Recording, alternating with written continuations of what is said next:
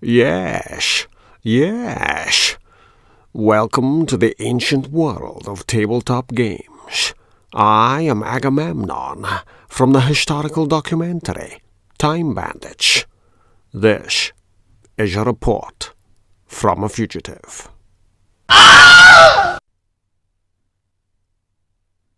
What's in a die? Sugar and blue colouring.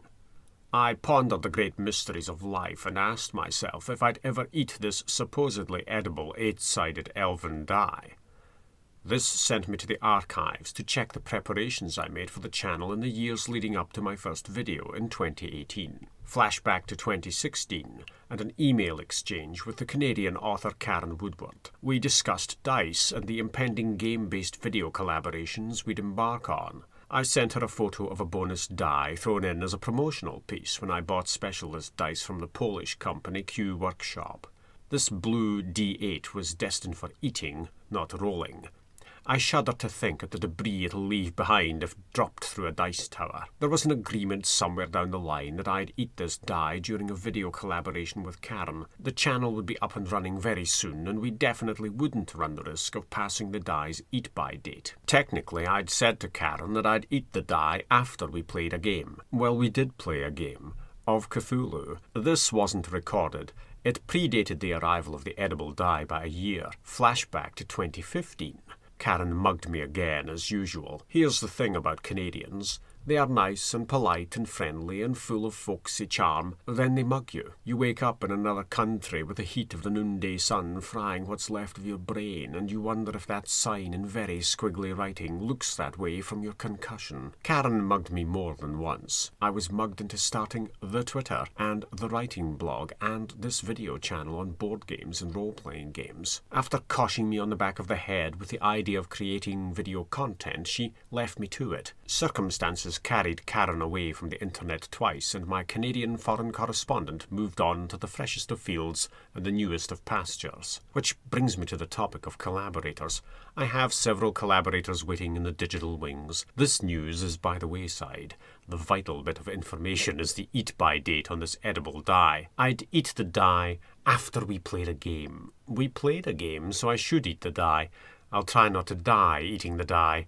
Verdict: died from the blue die in an edible die. A die death. Not to go all H.P. Lovecraft on you, but even death may die, and that die will be a D8 that I ate. I ran Karen through a bemusing, befuddling game, The Call of Cthulhu. It's a law of role-playing that the introductory Cthulhu adventure confuses more new players than you can shake a tentacle at. I won't spoil the plot details for you here. Looking back on the files, I see glimpses of information that eventually made it into videos.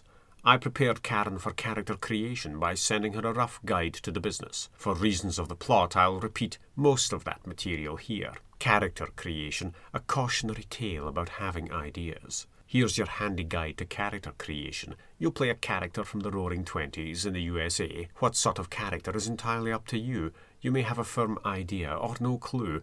The dice might help you decide. I'll begin with a tale of character creation for Superworld, a superhero RPG designed to handle gaudy comic book action. That game has a book packed with powers. You spend points building up the character. If you spend too many points, you balance the deficit by taking disadvantages. Kryptonite, say. We tried this at a gaming club, so we had regular players and random folk who wandered up to see if a game was going. It was a chaotic day with loads of players.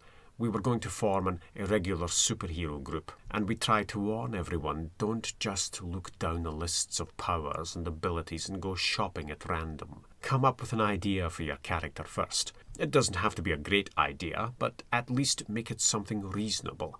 It can be fantastic or outlandish, but somehow reasonable. Characters are created. We play the game. Heroes assemble to fight villains on the streets of the big city. With a whole bunch of players, all unleashing strange powers, it was quite messy, but that was okay, it worked. One of the main rules involved a knockback. A blow would send your hero flying back across city streets if you weren't careful. That added to the comic book feel of the game. Rules tailored to a setting generate atmosphere. A Wild West game will have rules for being quick on the draw, and so on. Anyway, there was one guy. He was a clueless player. He had just gone shopping for powers. So he was the usual big guy who could take a pasting and dish it out, and that was it. We didn't understand what he was meant to be. All the character sheets were gathered in and kept by the game master for convenience. This fellow didn't turn up for later games, so we looked at his character, and he'd created Neil Armstrong, an astronaut who fell into a volcano and developed the ability to blast ice at his foes. He was tough, armoured, could fly, and had icy blast attacks. Now, you could rationalise such a character, but all he did was, well, he went shopping down the list of powers and chose a bit of this and some of that. Also, he was a cheater. I didn't take it in, but I saw it. Later we found out he was the notorious cheater. An awful one, blatant, so bad. His reputation preceded him, but no one took in who he was when he sat down. I was warned to be on the lookout for him. There he sat, right next to me. I didn't know, but yes, it soon came out in play. He rolled percentage dice, 2d10. The advent of the dedicated tens die for use in percentage rolls removed this problem, but I'll relate it anyway. If you are still using 2 standard d10 to roll percentages, they are different colours and you nominate one colour as high. He rolled 2 purple d10. I saw a purple d20 sitting in his collection. You can use a d20 as a d10. That's a bit lumpy for use as percentage dice, but it does work. And I thought mistakenly that he was using a d20 and a d10 as percentage dice, as dice of the same colour will work out if they are of different shapes. Here, for example, red high. And here there's no red high, it's d20 high. Was he playing fair? No. He used identical purple dice. Both were d10. I guess he was rolling purple high, just making up the rolls to suit. Did he roll 28 or 82? Makes a difference if your chance is 50-50. The game master spotted it and there was an apology. Oops, I meant to roll a d20 instead of this extra bogus bullshit d10 that's as bullshit as the excuse I'm giving you now. No one understood the need to cheat in a game like that. Often a failed roll will take the game down a different avenue. It's not as though there are prizes of gold, silver and bronze at the end of play for die rolling really well all the time, bestest ever. Some games are won through failed die rolls at awkward moments that push the adventure into a winning position through player recovery from adversity. A failed roll is rarely a failed adventure or wrecked playing session. Granted, there is technically no winning or losing in a role-playing game. You win if you have fun, but there are story-driven missions that are considered failures when everyone involved was wiped out by a massive explosion, for example. I must tell you another story about that guy. Anyway, his character had no great thought put into it. Another player that day came up with a fairly basic comic book idea. He was a soldier testing an experimental powered battle suit. There was an explosion during testing and he fused to the suit. It took over his mind. This was the superhero, Chrome. He had armour, obviously, and a mean right hook. To balance out his toughness, he selected a few disadvantages. He could only utter the word Chrome. Hilarious. He'd step into the street, hands on hips, and announce himself, Chrome. If he felt puzzled by something, he'd answer with, Chrome? Chrome, with his one-word vocabulary, was more of a character than Neil Armstrong, icy astronaut. Chrome's one failing was that he never built a jetpack into his idea. He could only run or hire a taxi. Where to, buddy? Chrome? Chrome? Most characters flew to the mission. He jumped on a bus and declared his destination, pointing in the direction of the threatened lab. Chrome! There you go. Have an idea behind your character. Make it reasonable. Even if you do create a bog-standard hero, try to add something beyond the basics. Yes, the main battlesuit was a basic tank, but Chrome provided a lot of unexpected comedy. Volcano Ice Power Man was only remembered for his dodgy approach to rolling dice. Come up with an idea. Make it work. Don't besmirch the name of Neil Armstrong. Oh, the other story. Later, when I knew who this cheater was, I sat in the gaming club and I had food with me. The rest of the players went out to a shop to grab something. That arrangement led to the anecdote in my video about the Game Master's screen, but it wasn't the only food break tale. While the other players were gone, I observed this guy running a game of Dungeons and Dragons across the room. Worst game ever, or best game for one player. You follow a loose adventure script. Players throw in their own twists and turns. In running a game, you remain impartial. It's about keeping the story going. Sometimes the dice don't go the right way. Too bad. That is the story. Reward player ingenuity. Portray villains with devilish cunning. Anyway, there he was, describing this big temple the players had stumbled into. One player went to examine a pillar. What follows is genuine in-game conversation. Killer Dungeon Master. You look at the pillars and 20 lightning bolts shoot out and hit you. With that amount of damage, you die. Literally shocked player. There's a Mars bar. Item of confectionery slides across the table and is ritually sacrificed to the Killer Dungeon Master. Killer Dungeon Master. The lightning bolts swerve and hit that character instead. Truly shocked second player. But. I just couldn't believe that. It was so awful and so funny at the same time.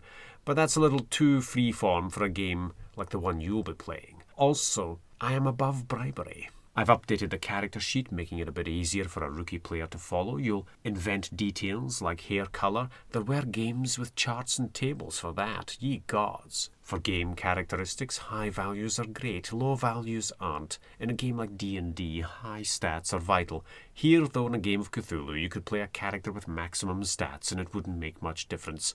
It's all about how you play, the decisions you make. High stats won't save you from bad choices. Going back to my video on a pile of dead character sheets, I'm reminded that my own Cthulhu character had supernaturally derived superhuman levels of constitution. I'm pretty sure that effect was from an arcane ritual exchanging power for constitution, which still didn't save her from a shotgun blast to the guts. After guiding Karen through the statistical side of things, I explained you'd write up a background history, make notes, equip your character with essentials, whatever those are, and you'd almost be ready to go. On skills, I should say, combat is quite evil, and skills in that area are desirable, but players have gone through games without resort to violence. Some gamers created characters without combat skills. You'd like to have it all as a character, but it is not possible to get it all when building your character, so create your strengths and play to your strengths. Marvel at the luck of the dice when you succeed in a weak area. Maybe you're the wisecracking tough guy, and yes, you can play male or female with no distinction. The game doesn't discriminate. Even Dungeons and Dragons doesn't discriminate these days. It wasn't always so. In my time, I played male characters, female ones, the elderly, the immortal, aliens, you name it, it's been done. This game had a tendency to throw up a lot of invalids. A player rolls 3 dexterity and decides he's an elderly professor in a wheelchair. Another player chooses to act as the first character's nurse, all from a bum roll. After that, Karen and I talked about those bum rolls being thrown into the appearance or charisma statistics. Players in Dungeons and Dragons had characters who were strong physical specimens, ready for battle at a moment's notice. Meanwhile, characters in Cthulhu were all scarred, crippled wrecks. Karen laughed and decided that she couldn't run to the cliché and wouldn't be playing a mentally and physically ruined industrial accident victim, joining a very long queue of physically infirm yet strangely knowledgeable Cthulhu characters, misfits all. By way of return, Karen started to create a character based on ideas, and she changed a few of those as she typed, refining her thoughts. Her character stayed within the gaming tradition of having a pure mental character name, Morticia Despereaux. Morticia starts as a character fascinated by the following question: what's on the other side? She's grown reckless after the death of her fiancé the year before. Morticia started spending her time travelling way out into the countryside, exploring ruined buildings alone at night. Sounds like a typical Cthulhu character. Morticia wants answers to questions no sane mortal should ask. She seeks answers about the afterlife, hoping to reunite with her dead love, one way or the other. Quickly, Karen refined the character. Morticia's husband died the year before. He was an archaeology professor, son of Morticia's mother's best friend. Morticia's husband disappeared for long stretches at a time, off on archaeological digs. He sent his wife reports, and she'd type up the more interesting findings for her newsletter. As the adventure starts, perhaps it's the anniversary of his death, Morticia has assembled a cabinet of curiosities, described as a small museum containing possessed or cursed objects. Some of those items passed down through the maternal family line, though other items were donated by her husband. Since his death, she's added items she collected herself on her lone journeying. The character isn't the first to create a small reference library of occult books. She won't be the last. Her hobby is going around country homesteads, collecting tales from the elderly inhabitants. This gave Morticia a sideline in publishing a few occult-themed folklore books of her own. Karen supposes that Morticia is the local historian of established and hidden facts. As for her family, it's well known that Cthulhu characters all have doomed families. Her rich parents died mysteriously, of course, leaving Morticia everything. Sadly, her paternal uncle was something of a silent movie villain and looked after the fortune on her behalf before running off to Tahiti. Now we delve into the deeper background. Morticia was interested in the occult, in collecting cursed items through her connection with a boyfriend, a childhood sweetheart, her soulmate, who, like her parents, disappeared under mysterious circumstances back when she was a teenager. This boyfriend told Morticia a ghost story and tales about taboo places and cursed objects. Then he disappeared before he could go into detail about what he meant. This sparked her obsession with finding the things he described. Karen hands out a quick idea of her character: wireframe glasses with oval lenses, knows a great deal of city history and urban lore, but she knows the real history and the hidden history, having listened to old stories told in out-of-the-way places. Morticia is a good listener. She has a pencil behind one ear, and you'll often find her reading a dusty tome when she's not writing occult-themed stories in a Lovecraftian vein. People in the know approach her for autographs, perhaps as a way of opening the conversation up into occult investigations. Karen calls her a 1920s version of Stephen King. I'll take a break here to mention that game of Superworld again. Players who created bog-standard action hero characters with super strength, armor, flight, and a mighty punch weren't all that versatile in play. Now, they can be fun to play if done right. Chrome didn't even have flight as a power, but he turned that into a comedy moment. It was a game with many players around the table. There were a lot of cardboard characters in there. My character was a distant relative of the Cthulhu character who had supernatural physical constitution. When my character in Cthulhu World brushed up against the occult, I decided supernatural forces affected the whole family line, and decades later, over in Superworld, I cobbled together a few ideas to create a versatile hero, the relative who goes over old ground, family skeletons, and who is sucked into a hidden world that grants superpowers. We had the most enjoyment out of characters who did more than punch walls down. The system does not matter. Regardless of the rules system or the type of world, you'll get out of a game what you put into it. Let's hear more about Morticia. Her father was a philosophy professor, sharing his passion and knowledge with his daughter.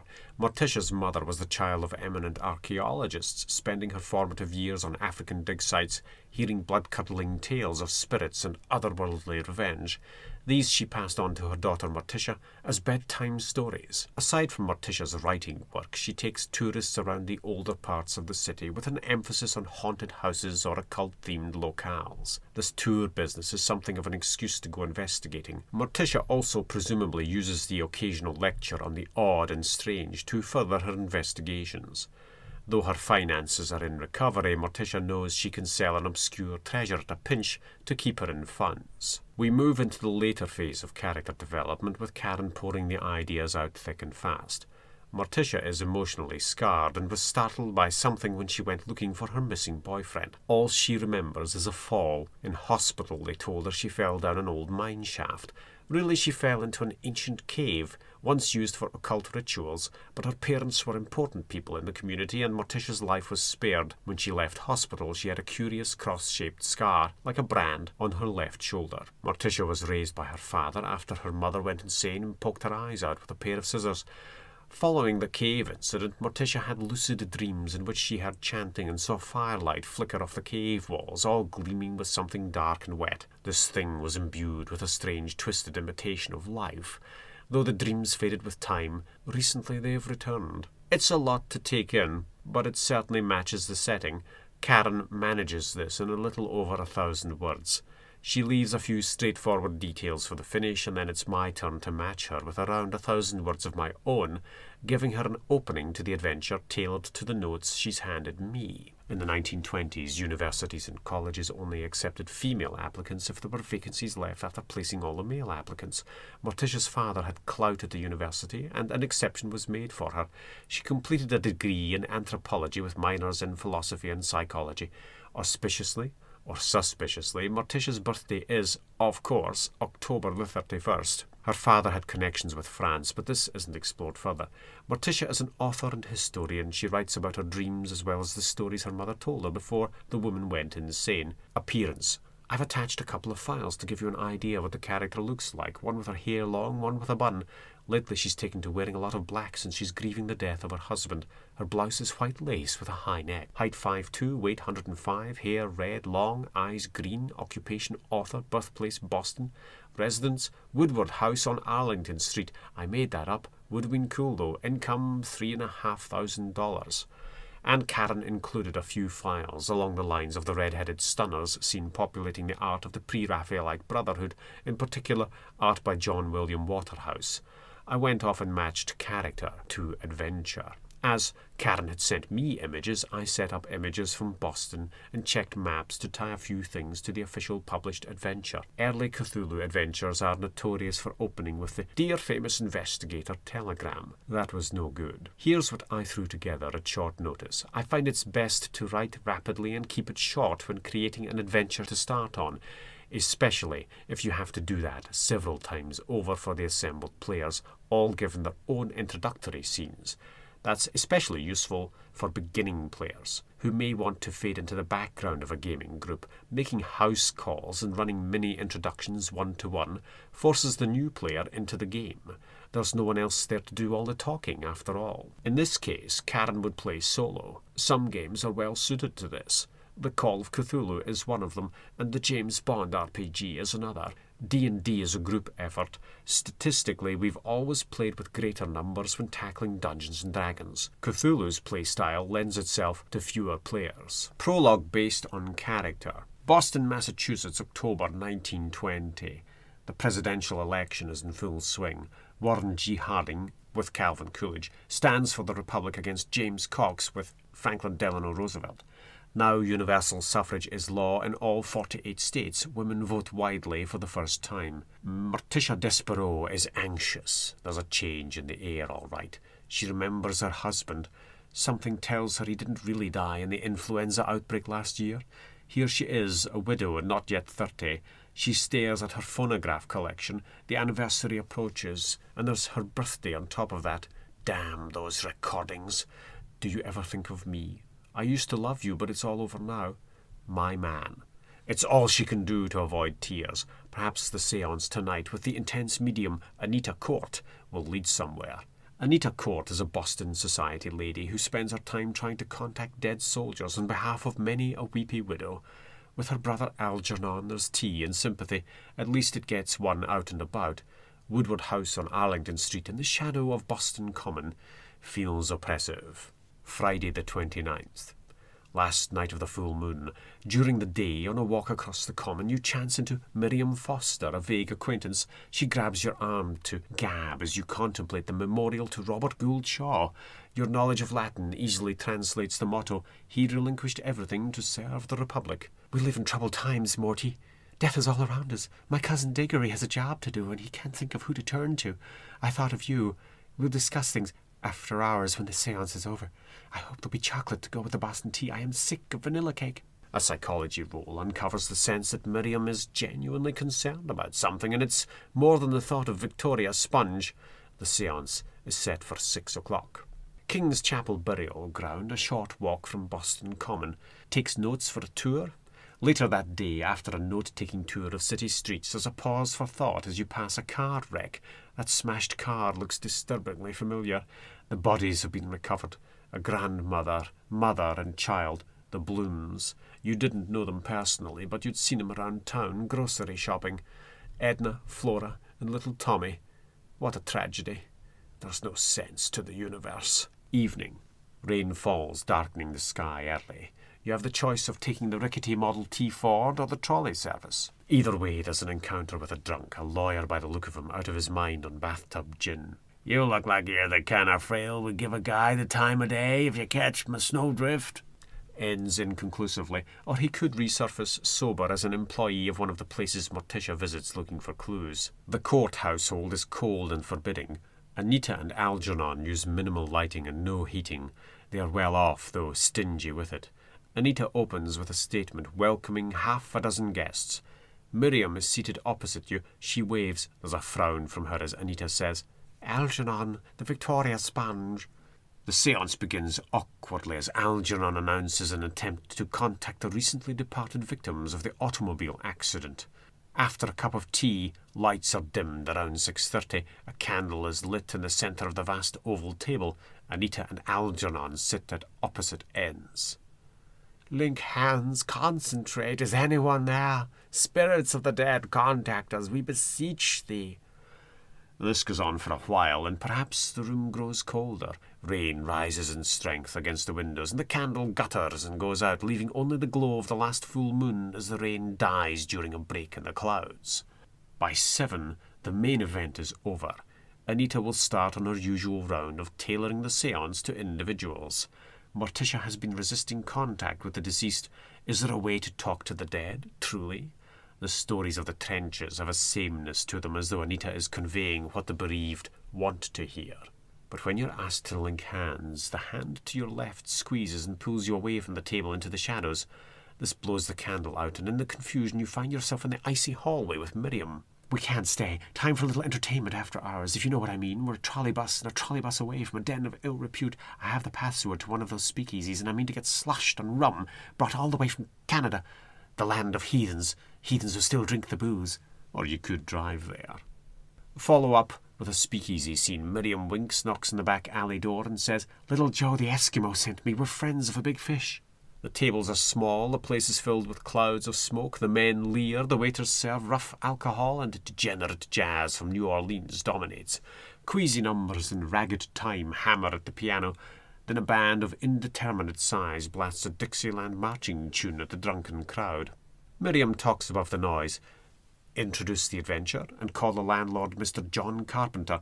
The rest of the night is lost in song, dance, and bathtub gin. Saturday, 30th. Perhaps there's a need to shake off a hangover. Maybe a meeting was arranged to talk to Mr. Carpenter at his office downtown. Karen has to take it from here and set her own pace. Sunday, 31st, Halloween. And then we just run through dates after that with blank spaces for events. All the way through to Tuesday, 2nd November. Harding is elected president on his birthday. That's your lot. We played the game across Skype, and I sent her thematic photos or player handouts as she reached them during the session, and we took breaks for meals. The game puzzled Karen, but that, I later assured her, was the standard reaction to the introductory adventure. I've run the adventure many times, and I think the oddest moment involved one player who was so confused by what was going on that he brought his bicycle indoors and rode it up the stairs, for no real reason anyone ever understood, including the player who did it. In keeping with the themes generated by Karen, the game took evil twists and turns. She dragged the people from the séance into her mission. This ended badly for them, and she dragged her boozy speakeasy friend into the mission as well. Best buddy for life, Miriam, disappeared mysteriously. Karen then entangled herself with a cop who would be the romantic interest in a movie version, but she refused to be that blonde girl who walks down the alleyway to be killed by the monster. She actually said this aloud during play when her character sat in the cop car outside the final objective. Would she refuse to go in and wait for the cop to come out? How long is too long to wait? Would her inaction lead to the cop's death? Reaching for her plucky adventurer coat, Karen seized the game by the horns and was promptly flipped over the bull. Yet she survived to tell of it, gaining more mysterious questions than answers. Which brings me all the way back to this die. I see it's gained sugar bloom in the meantime. Well, I hope that's sugar bloom. At this stage, it's well beyond its eat-by date, but as it is sugar, we'll guess that the dye is preserved. Can't eat it without rolling it. And now, farewell to the edible dye. I hope it doesn't come back to haunt me. Karen Woodward led me to this point, mugging me into running this channel. Well, we played a game, and I promised I'd eat the dye after a game. Much delayed. Let us suppose the confection improved with time. I suspect it's more vinegar than wine at this stage. If I piss blue, I'll let you know.